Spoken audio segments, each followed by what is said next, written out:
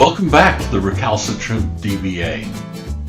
So far in this series, you've installed SQL Server and SQL Management Studio. You've written a basic query, you formatted it, and used aliases. You've also learned about case sensitivity and white space insensitivity. And finally, you learned how to limit or filter which columns you return from the database. Now in this video, we're going to talk about using the where clause of the select statement. But before I show you how to do it, let's discuss what it is and how it works.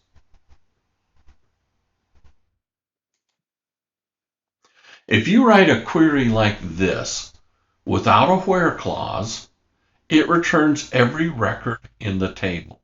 Let me execute that. Notice a couple of things. First off, there are 104 records. You can see that down here in the bottom right-hand side. Second, notice that there are some records that are indicating that our vendors are not active, and it's in this column here, this active flag. All of the vendors that have a 1 are active current vendors, but there are some that have a 0, meaning they're no longer active vendors for us. What if we want to list only those vendors that are currently active? Well, you can accomplish that with a where clause. So the first thing I need to do is remove this semicolon, because otherwise SQL will think that that is the end of the statement. So I'm going to remove that, and I'm going to add my where clause. So I just simply say where, and then I say active flag, and I'll use the IntelliSense and hit my tab key to get that, and I will put in equal 1 and finish that with the semicolon. Now, there are 104 records when we ran it the first time. Let's find out what happens when I execute it now. So first off, notice there are no records where there's a 0 in that last column, and that it returned 100 rows. A simple math, you can see that there are 4 records that are inactive vendors.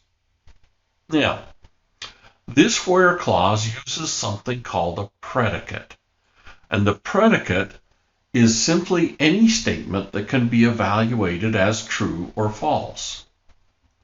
As the SQL database engine reads through the records, it analyzes this predicate. If it's true, it returns the record. If it's false, it doesn't. So we can reverse that and set this to say where active flag equals 0. And I'll execute that. So we get 4 inactive records, 4 records of vendors. You can see it down here, or you can just count it yourself. 4 records of vendors who are inactive. We could get the same results by saying where active flag does not equal 1. And this, by the way, is how you say does not equal.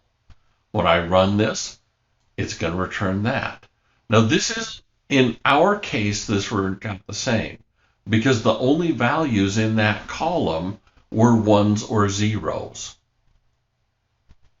But if you had lots of different values in there, equals 0 and not equals 1 would return different result sets. But in our case, does not equal 0 or does not equal 1 just returns all of the other ones.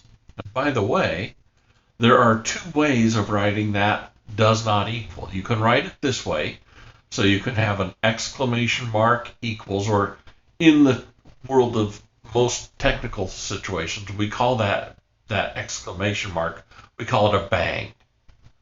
So I could say where ActiveFlag bang equals 1, in other words, does not equal 1, I could get the exact same results by writing it slightly differently by adding a less than and a greater sign to 1. The results, once again, are going to be exactly the same.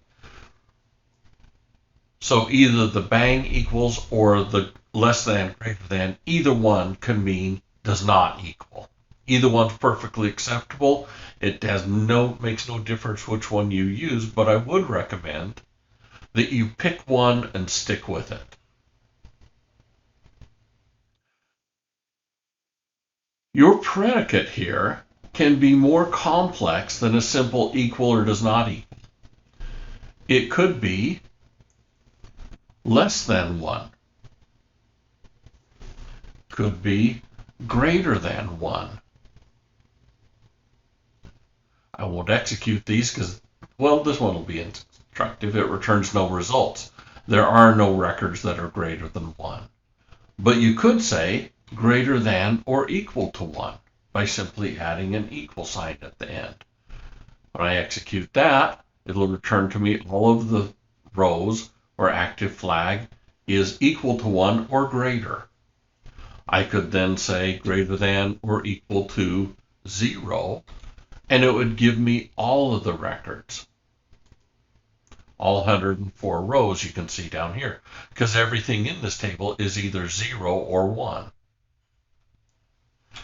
I could say less than 1, and that would be, in our case, the same as saying 0. So I'll get back my 4. I can say less than or equal to.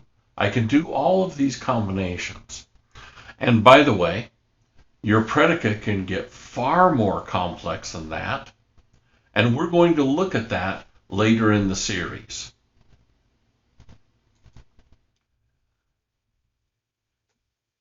So with this video, I'm going to introduce a new feature.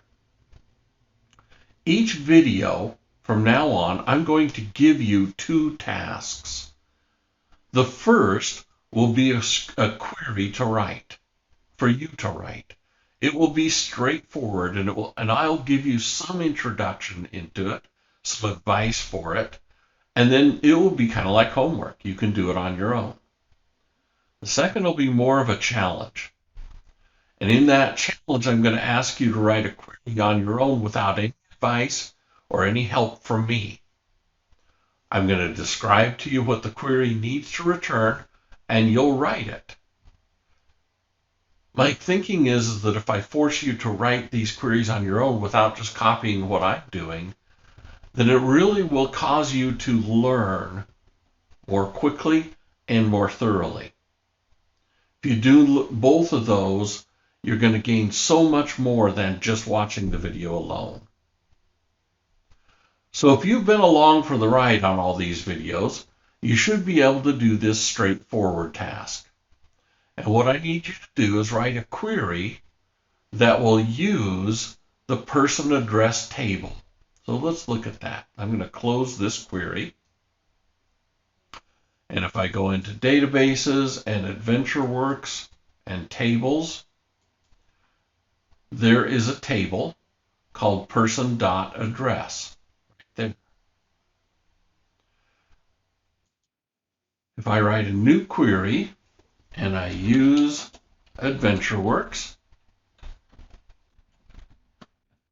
and I select star from person.address and I execute that, we see all of the columns and all of the rows. I have not used a where clause to filter the rows, nor have I limited which columns we're going to see. I'm seeing everything.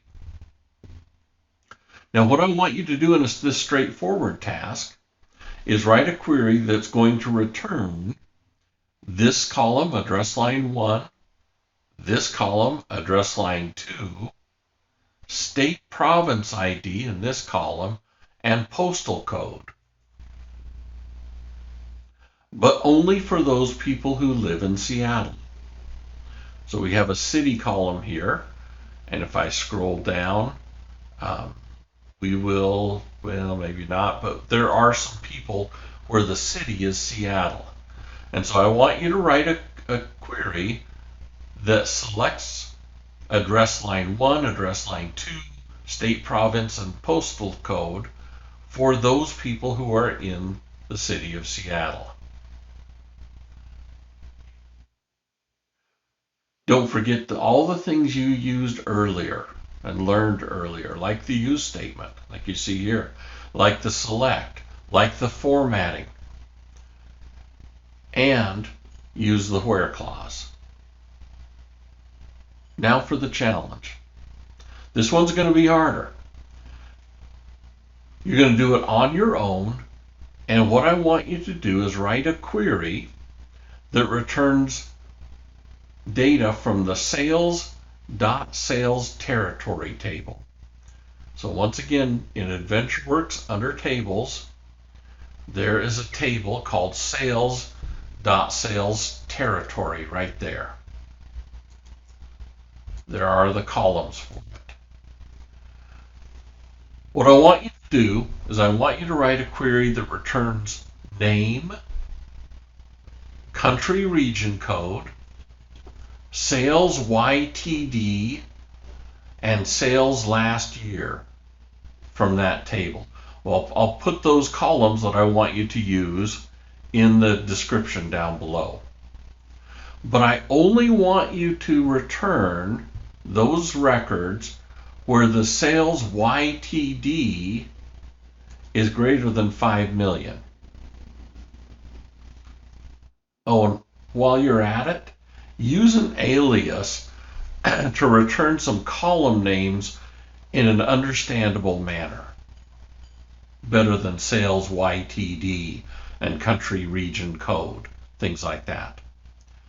You use your own imagination, come up with the aliases you want to, but you're going to get back, here's a hint, you'll know you've done it right if you get back 5 records.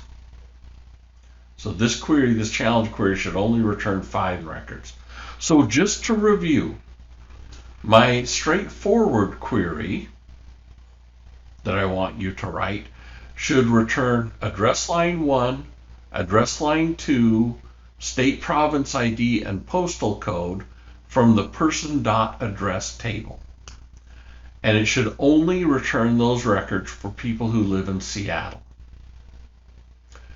The challenge query, I want you to write a query that returns name, country region code, sales year to date, and sales last year from the sales.sales territory table, but only for those records where SalesYTD is greater than 5 million, and I want you to alias those columns to come up with better names. We'll have fun with those. And remember that you can always send me questions through Twitter, through email, or in the comments below. All my contact information is there in the description. And I know you get sick of hearing it.